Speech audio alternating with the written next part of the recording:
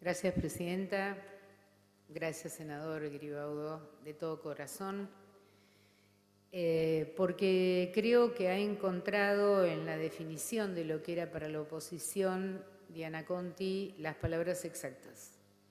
Nunca se negó a discutir, todo lo contrario, era controvertida, apasionada, ruidosa, como le decía yo. Pero si hay algo que la asignó fue la militancia popular, desde sus inicios. Y no digo solamente en el peronismo. Ella fue compañera de fórmula de don Raúl Alfonsín, completando finalmente el mandato de don Raúl.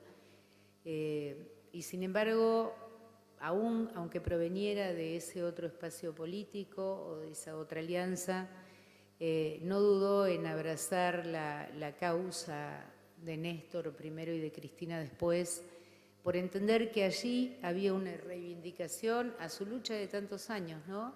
Que fueron los derechos humanos, lo que hablábamos hace un rato, las minorías, aquellos sectores que habían estado postergados.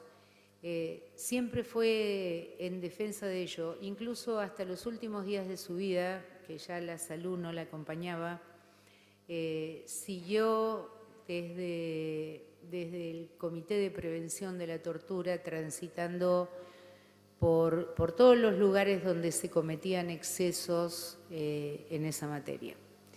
Siempre fue compañera de sus compañeros. Digo que era polémica porque hasta los propios, o hasta en mi caso terminábamos discutiendo con Diana.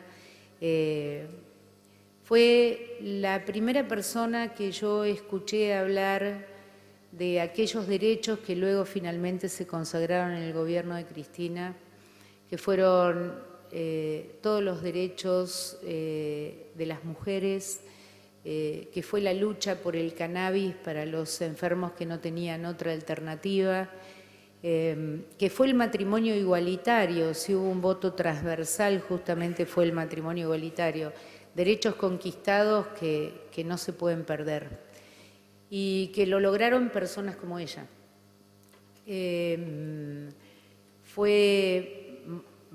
No quiero ponerme mal además, porque fue mi amiga, tuvo un final complicado.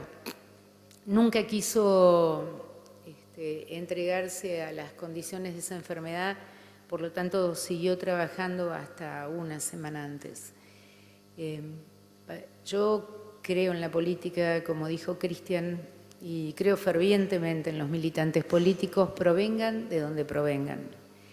No creo en la imposición, no creo en la amenaza, y mucho menos la amenaza física, no creo en la prepotencia. Esas cosas destruyen el sistema democrático, lo destruyen. Nosotros podemos tener diferencias, como Diana las tenía, siendo opositora, y sin embargo se puede construir aún en la diferencia.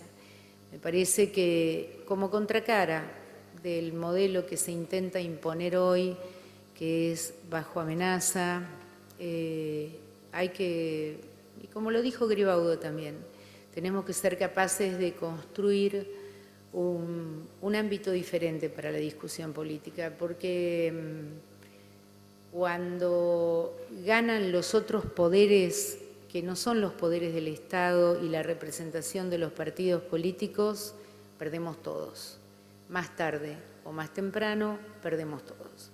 Entonces, me parece que reivindicar en Diana que proveniera de otra fuerza política, que abrazara la causa de Néstor inicialmente y la Cristina después, y que trabajara siempre por los derechos de las minorías, de los no incluidos, discutiera, e incluso a mí me consta había cosas que a veces había que votar o teníamos que votar con las que no estaba de acuerdo y sin embargo lo hacía.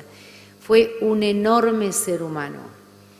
Como a todo el mundo lo estigmatizan, Diana era una de esas compañeras estigmatizadas en la política, que era brava, que era muñeca brava. Sí, es verdad, era muñeca brava, orgullosamente muñeca brava para el peronismo. Nunca abandonó su ideal, vivió en la misma casa muchísimos años y eso habla de una parte de su vida. y también para reivindicar tanto a Seba como a Fede, sus dos hijos, que la acompañaron hasta el último día. Tuve la tristeza de estar ahí cuando se fue porque los hijos la querían acompañar hasta el último momento. Ella fue una enamorada de su familia, una batalladora del amor de sus hijos y un ser humano excepcional, y para mí en particular una militante maravillosa de las causas que merecen la pena. Gracias, y la vamos a extrañar mucho.